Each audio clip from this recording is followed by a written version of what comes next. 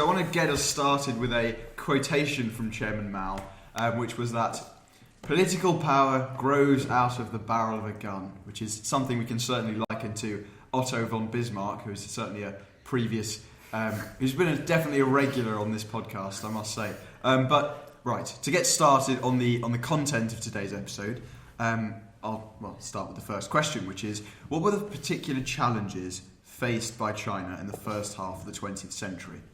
Anyone? Leo? Well, coming into the 20th century, China had a number of unequal treaties levied upon it by different European powers. So already coming into the 20th century, China and the Chinese Empire is not a stable state, nor is it a particularly strong state that's able to resist the European powers, and increasingly the power right next door to it, the Japanese, with any degree of real success. Furthermore, the Chinese would be faced with a rebellion on a scale which killed millions and millions of people barely 5-10 years after the start of the century. And to further this, the Chinese Republic, to overthrow the Chinese Emperor and the Qing dynasty, I believe? Yes. Qing dynasty.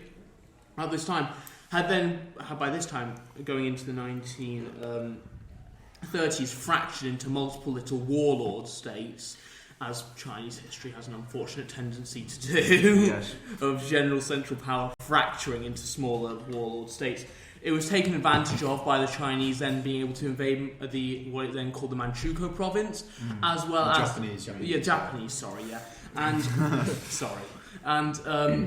The Republic of China having real difficulty, as well as being a very corrupt organisation.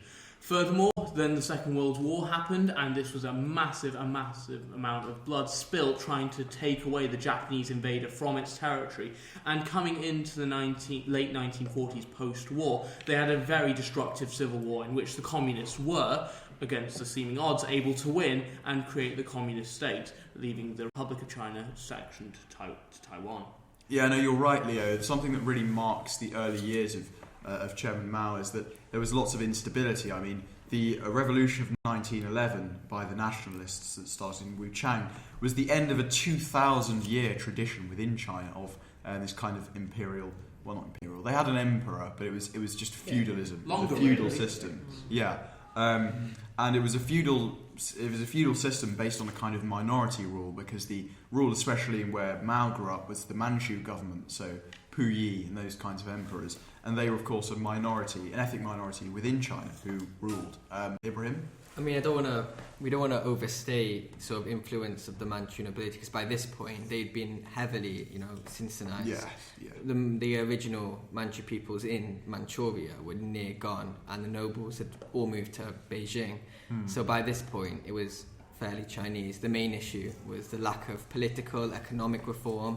You had all these revolutionaries, nationalists and communists, which were all about to start fighting each other no matter what. Well, yeah, it's good that you mentioned revolutionary ideas, because I wanted to briefly talk about the May the 4th movement of 1919, which is where uni students gathered at Tiananmen Square. I've never heard of that happening at all in China, to protest against the government, to advocate for ideas like democracy and liberty. Oh, gosh. Must be the only time that's ever happened in Chinese history. Yes, they challenged the previous authoritarian kind of Confucian ideas of feudal China. And this is quite a pivotal moment for Mao, because he met the sort of founders of the Communist Party. So Chen Duxiu and Li Dazhao. I've definitely butchered those names. I apologise to any of our Chinese listeners. So Li Dazhao was a librarian at what was then called Peking University, and was really influential in spreading these Marxist ideas, because of course after 1919, which is the Treaty of Versailles, they clearly realised that the West and Western ideas were not really for them, not really for the Chinese, the kind of average Chinese person, because they'd given these territorial concessions to Japan, which was so unpopular in China. Now, okay, let's move on to the next question, which is about whether he transformed education and healthcare. So does anyone want to, before we actually address that, address Mao's kind of rise to the top within the Chinese Communist Party and how they themselves got to the top? Lucian?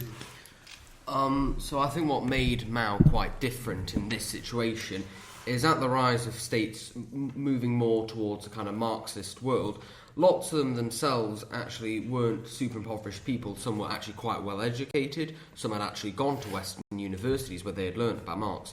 So I think what made Mao unique within the Communist Party was that rather than him being some Western educated, relatively wealthy individual, I mean, he had to work as a librarian at Peking University, and he spoke more of what would be seen as a local and peasant-like form of Chinese. So I think because things like this, people felt that Mao was much more a person of the people, and that he also had his own ideas, and that he was also at the same time clearly intelligent and an intellectual. He read Marxism and other philosophies in addition to Confucianism. So I think this love for education and this curiosity, coupled with a real desire to meet change, made him rise through the ranks at an astonishing rate whilst in the communist movement. Tom? I'd just like to kind of counter that by saying, would you say that the fact that he was from a rural background, also would you accept that there were downsides to that? Because obviously the political elite that often viewed him, because of his rural background, as they viewed him as inferior to them who kind of grew up in more urban environments. Would you say that hindered his rise to power at all? I think there's some arguments to be said about that, but I think overall, we see with Mao, one of the most crucial things is that he's popular on a kind of populist level, so that even whilst within the communist ranks there might be problems, the average person who's in China, for example, who isn't very well educated, can hear somebody who speaks a kind of rough, non-Western educated version of Chinese, which would make him kind of have this uniqueness about him within the communist movement. Ibrahim? I mean, I think it's actually quite a clear difference that you see between the USSR and communist China, wherein with Lenin and those like that, they're middle class who've been to these universities and they believe in a revolution from the urban, educated class, which you do see occur. In China, though, Mao, he tries to focus on the rural peasantry and a revolution coming from them, which is a major difference you see between their ideologies of communism. So I think that is actually a major... Well, yeah, I mean, it is a good point you raise, and it's something that gets onto another question. But yeah, I wanted to address, like, kind of building on what Tom said towards what Lucian said, because actually, Mao being from this peasant background was something he did use to his favour, because there were two people who were his main challengers to leadership within the Communist Party, which were Zhang Guotao and Wang Ming. And Wang Ming was educated in the Soviet Union, and Zhang Guotao was quite middle class as well. So what Mao did is essentially he exploited a middle ground between the two. So he initially advocated for what he called the Sinification of Marxism, so trying to make it really Chinese in essence, a Chinese interpretation of Marxism, which he didn't want to have foreign influences on it, so of course detracting from Wang Ming and his kind of Soviet influence, and just really pushing this Chinese narrative, because he could really sell it as someone who was an authentically Chinese peasant from the Hunan province who spoke with a very provincial accent and was not, he was not this kind of middle class academic who pitied the peasants. He was actually part of this movement. So I do think it did work for him, or at least he made it work for him via his savvy political campaigning. But does anyone want to talk about the Long March or rectification, which were quite important parts of Mao's story? Anyone? Really? Right. Okay. So, Lucian. Right. So I think what made Mao quite interesting was he started to establish this kind of Chinese Red Army, and this started this kind of guerrilla campaigns, and this kind of proved popular with a lot of people in China. But at the same time, it started causing a split with other movements. So he quickly, at this point, rose through to the ranks. But then, during these periods of civil war, he had to do this thing called the Long March, which is, I think, where he had about a couple provinces under his rule. And I think the idea basically was he needed to concentrate his forces. And the problem with this was it did prove to be quite a difficult moment. I can't remember the exact distance of it if anybody wants to jump in here. But I think an astonishing number died, like of tens of thousands of the own soldiers. Yeah, he started with 100,000 troops and ended with 8,000 troops. So, yeah, an absolutely huge death rate. Yeah, I mean, that's something that we'll definitely get onto, which is to what extent was he responsible for the large losses of life within his tenure as the ruler of China. And with that, I have specific reference to the Cultural Revolution and the Great Leap Forward. So does anyone want to talk about that? Ibrahim? Obviously we can't place all of the blame for the Great Famine on Mao, but he was a major factor in causing it. Obviously it was part of the wider context of the Great Leap Forward. The famine was only 3 years, but it's a widely famous figure, 40 million deaths from communism. It's widely quoted to discredit it. And, he had this ambitious plan. He wanted to industrialize China, which does happen eventually. And, he has these goals, which you could say is good, but similar to the Soviet Union, you see this collectivization, communal farming, and people are forced to make up figures. They're giving tons of food away. It's inefficient and it's not done properly. He's focusing too much on heavy industry instead of feeding his populace. And although you get that growth eventually, it costs him millions and millions of lives, famine, and it does also hurt his credibility and power within the government, which obviously is one of the reasons which caused him to do the Cultural Revolution. But it was poorly planned and implemented. You had local officials exaggerating, misallocation of resources, and the fact that the central government refused to acknowledge this had major problems. But obviously there were other issues going on, droughts, floods and things like that. I think when we look at the famine and the Great Leap Forward and their issues, Mao was definitely a major factor in that.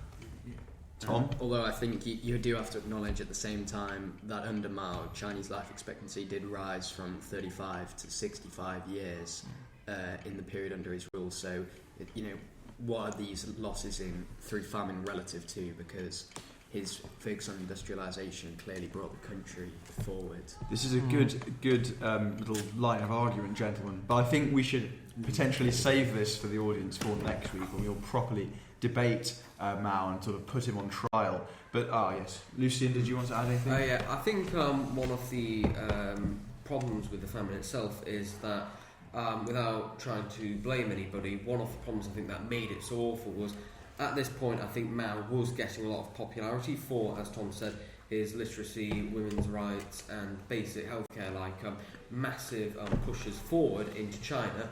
And I think this gave him a lot of confidence. But I think one of the problems was there's no denial that there was a large element of fear that was brought in to do these things. His land reforms, which saved a lot of people, were done by brutal executions of many of these landlords. So I think one of the problems is when the famine happens is that because there's been this strong element of fear brought into the government rule, it's very difficult to know who to blame in this kind of period, if it was the government's fault for cooking the books or it was because Mao was going to basically punish them. So I think there's the debate we can have for next time. But one of the other interesting things though is that at this time there was a lot of interesting trade things going on. So I think, for example, Mao didn't like there to be any interference within China. He was a big nationalist and he wanted them to be self-sufficient. I think actually famously he only left China twice, both to the USSR. So I think there was a big image of this China thing about turning it from this semi-colony to a leading world power.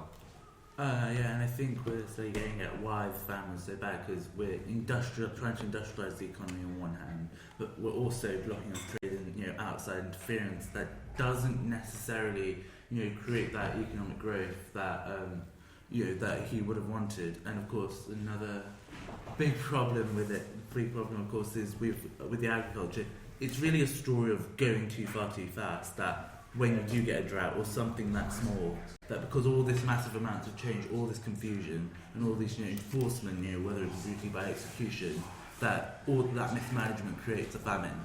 There isn't someone individual you can blame, but it's that ultimate, as leader, that ultimate lack of control and ability for an orderly, and fairly slow, across this very big country ultimately leads to something like that.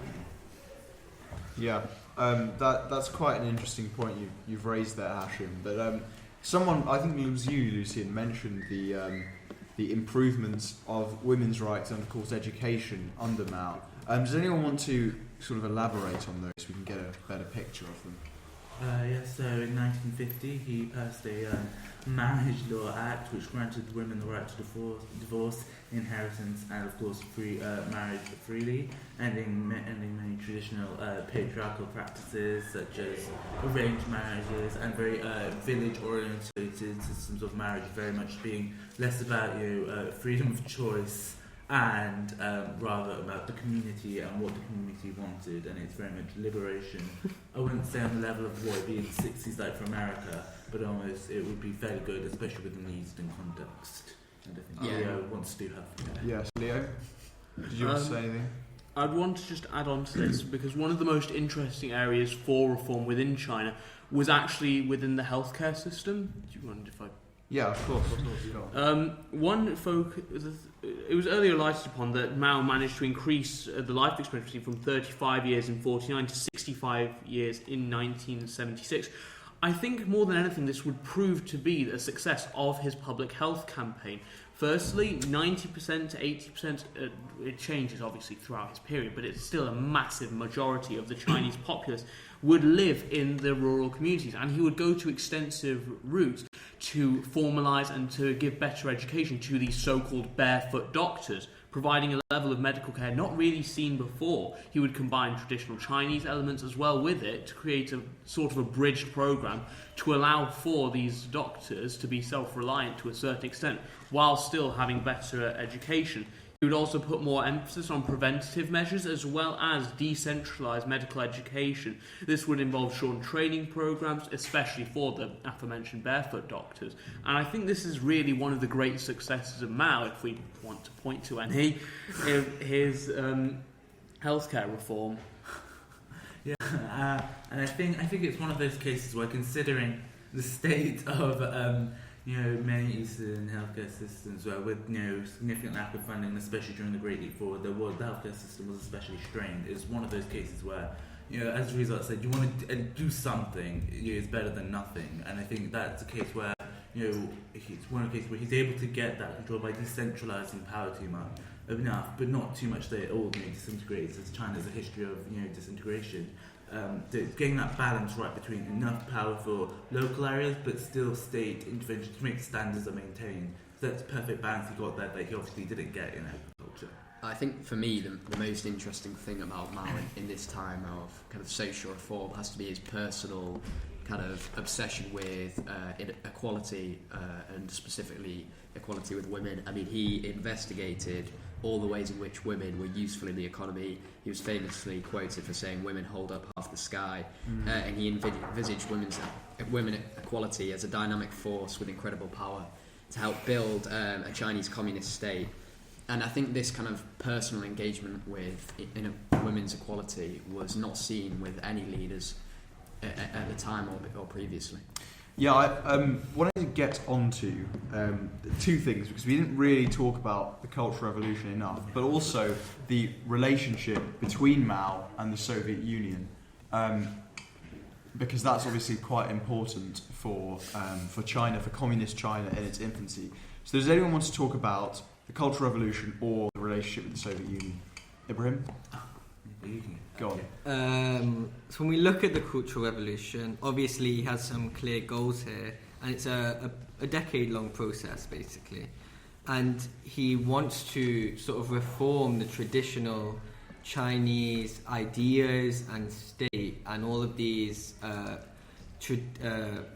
traditional ideas about not just women, but economics and social areas, to turn them into a new area according to his own vision. Obviously, he talked about he's a bit concerned about losing powers, the rise of moderate and pragmatic forces in the country, which were becoming stronger and would take over after his death. He doesn't want that. He wants ideological purity, pure communism. He wants to restore his image and also create a new youth of people Yeah. in the young area to continue his legacy afterwards. Obviously, we see the persecution of many intellectuals, professionals, the destruction of lots of cultural heritage. Much of it was, of course, moved to Taiwan, though, and the breakdown of the family. In the legacy of it, though, there's obviously massive economic factors because of these re-education camps, and the economic growth was slowed for a bit. There was a legacy of trauma left behind, a massive scar, which still stands today. Yeah, I think that the point, I think it's interesting in the Cultural Revolution, because this is happening at the same time, of course, that in America you have this massive sexual revolution culture and this big, big liberal pushes, big amounts of change culturally, and a big point about the Cultural Revolution, of course, with the youth, of course, is being anti-imperial. And famously, there was quite especially many of the historical palaces, especially in Shanghai, a very ancient capital within China, a significant amount of youth, looting areas of these ancient historical palaces being destroyed, this history being destroyed, and you also talk about he had been pro-education, but we see this being pulled back with that ideological purity, because of course it doesn't fit that narrative that he's trying to sell. This narrative is kind of trying to fix his legacy, trying to save his political career, and any form of dissent that usually comes from academia, he didn't really have the luxury of tolerating it. Yeah, and then just going back to his relationship with the Soviet Union and China as a whole, I think it was specifically the death of Stalin that caused the biggest change in their relationship. I mean, he saw Stalin as very much the founder of, not Marxism, but kind of his Maoism, that he tried to emulate Stalin's ideology and kind of the social doctrine. And I think Khrushchev's takeover from Stalin is very much the point in which he saw himself as then superior, and the Chinese state as superior to the Russian state in terms of the leader of global communism.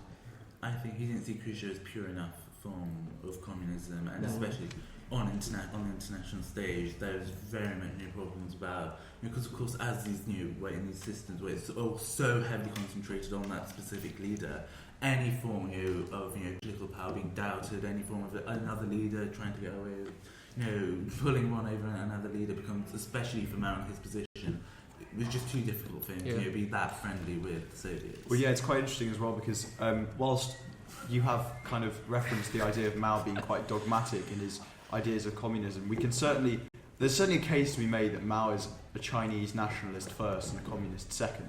We can analyse a lot of his actions through that lens, even the kind of actions that endeared him to the wider international communist community, such as defending North Koreans in the Korean War. But we can actually analyse that through the idea of, that the Americans reached the Yalu River and were going to attack China. And so Mao, being a Chinese nationalist, decided he was going to push them back. But just because we're ending the episode, I wanted to give you a little bit of, I always give you some factoids about Mao's life, personal life, just to end. He was actually incredibly tall, especially for a Chinese man at that period. He was 180 centimetres tall, 5'11", and he seems to sort of tower over everyone in photographs. He's not quite as tall as you, Leo, is he? What? How are you? 6'4"? 6'4", yeah. 6'4", there you go.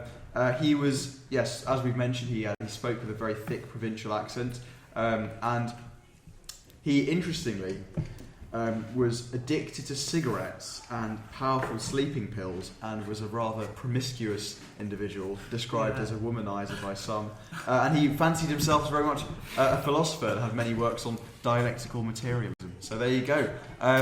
Thank you very much for listening to our episode on Chairman Mao Zedong, and we will be debating his merits next episode, which we hope you'll join us for. Thank you very much.